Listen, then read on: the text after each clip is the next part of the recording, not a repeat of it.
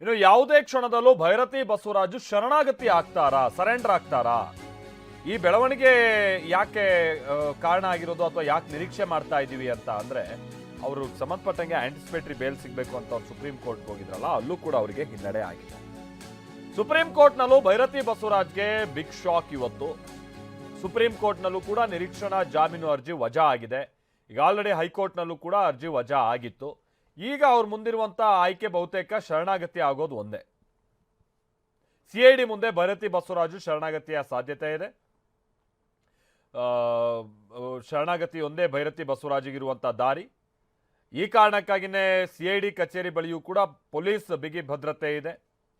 ಬಿಕ್ಲು ಶಿವ ಕೊಲೆ ಪ್ರಕರಣಕ್ಕೆ ಸಂಬಂಧಪಟ್ಟ ಹಾಗೆ ಭೈರತಿ ಬಸವರಾಜ್ ಅವರಿಗೆ ಈಗ ಸಂಕಷ್ಟ ತಂದಿರೋದು. ಮಾಜಿ ರೌಡಿ ಶೀಟರ್ ಬಿಕ್ಲು ಶಿವ ಕೊಲೆ ಪ್ರಕರಣಕ್ಕೆ ಸಂಬಂಧಪಟ್ಟ ಹಾಗೆ ಭೈರತಿ ಬಸವರಾಜ್ ಅವರ ಆಪ್ತರುಗಳು ಈ ಮರ್ಡರ್ ಮಾಡಿದ್ದಾರೆ ಅಂತ ಹೇಳಿ ಪೊಲೀಸರಿಗಿರುವಂತ ಮಾಹಿತಿ. ಅದೇ ದಿಕ್ಕಿನಲ್ಲಿ ಈಗ ತನಿಖೆ ಕೂಡ ನಡೀತಾ ಇದೆ. ಬಟ್ ಭೈರತಿ ಈಗ ಅಲ್ಲಿ ಅರೆಸ್ಟ್ ಆಗಿರುವಂತವರು ಎಲ್ಲರೂ ಭೈರತಿ ಬಸವರಾಜ್ ಅವರ ಆಪ್ತರು. ಹೇಳಿ ಕೇಳಿ ಬಿಕ್ಲು ಶಿವ ಈ ಕಿತ್ಗನೂರಿನ ಜಮೀನಿಗೆ ಸಂಬಂಧಪಟ್ಟ ಹಾಗೆ ಆತನ ಕೊಲೆ ಆಗೋದಕ್ಕಿಂತ ಮುನ್ನ ಆತ ಒಂದು ಕಂಪ್ಲೇಂಟ್ ಅನ್ನ ಕೂಡ ಕೊಟ್ಟಿರ್ತಾನೆ, ನನ್ಗೇನಾದ್ರೂ ಹೆಚ್ಚು ಕಮ್ಮಿ ಆದ್ರೆ ಭೈರತಿ ಬಸವರಾಜ್ ಅಂಡ್ ಟೀಮ್ ಕಾರಣ ಅಂತ ಹೇಳಿ. ಭೈರತಿ ಬಸವರಾಜ್ ಅವರು ಇಲ್ಲಿ ಮಾಡಿದಂತ ಸಂಗತಿ ಏನು ಅಂದರೆ, ಈ ಜಗ್ಗ ಮತ್ತೆ ಈ ಕೆಲವರು ಏನು ಈ ಪ್ರಕರಣಕ್ಕೆ ಸಂಬಂಧಪಟ್ಟಂಗೆ ಅರೆಸ್ಟ್ ಆಗಿದ್ದಾರೆ, ಅವ್ರು ಯಾರು ಅನ್ನೋದೇ ನನಗೆ ಗೊತ್ತಿಲ್ಲ ಅಂತ ಹೇಳ್ಕೊಂಡು ಓಡಾಡ್ತಾ ಇದ್ರು ಭೈರತಿ ಬಸವರಾಜ್ ಅವರು. ಪೊಲೀಸರ ಮುಂದೆನೂ ಕೂಡ ಇದೇ ಸ್ಟೇಟ್ಮೆಂಟ್ ಅನ್ನ ಮಾಡಿದ್ದಾರೆ.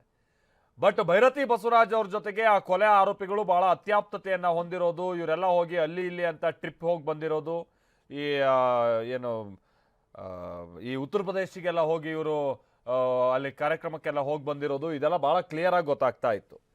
ಬಹುಶಃ ಅವ್ರು ನನ್ನ ಆಪ್ತರು ಹೌದು, ಬಟ್ ಇದಕ್ಕೂ ಆ ಕೊಲೆಗೂ ನನಗೆ ಸಂಬಂಧ ಇಲ್ಲ ಅಂತ ಏನಾದ್ರು ಇವ್ರು ಹೇಳ್ಕೊಂಡಿದ್ರೆ ಈ ಮಟ್ಟಿಗೆ ಸಮಸ್ಯೆ ಆಗ್ತಾ ಇತ್ತೋ ಏನೋ ಗೊತ್ತಿಲ್ಲ.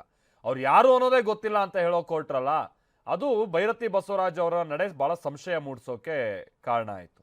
ಇಷ್ಟೊಂದು ಅಂತರ ಕಾಯ್ದುಕೊಳ್ತಾ ಇದ್ದಾರೆ ಆರೋಪಿಗಳಿಂದ ಅಂತ ಅಂದರೆ, ಇವ್ರುಗಳು ಎಲ್ಲ ಇವರ ಏನು ಕಣ್ಸೂಚನೆ ಅಂತಾನೆ ನಡೆದ್ಬಿಟ್ಟಿದೆಯಾ ಅಂತ. ಯಾಕಂದರೆ ಪ್ರಯಾಗ್ರಾಜು ಮತ್ತೊಂದು ಕಡೆ ಎಲ್ಲ ಒಟ್ಟೊಟ್ಟಿಗೆ ಹೋಗಿ ಬಂದಿದ್ದಾರೆ. ಹಾಗಾಗಿ ನಿರೀಕ್ಷಣಾ ಜಾಮೀನಿಗಾಗಿ ಭೈರತಿ ಬಸವರಾಜ್ ಅವರು ಅರ್ಜಿಯನ್ನ ಸಲ್ಲಿಸಿದ್ರು. ಈ ಪ್ರಕರಣಕ್ಕೆ ಸಂಬಂಧಪಟ್ಟ ಹಾಗಿನ ಆರೋಪಿ ನಂಬರ್ 5 ಭೈರತಿ ಬಸವರಾಜು.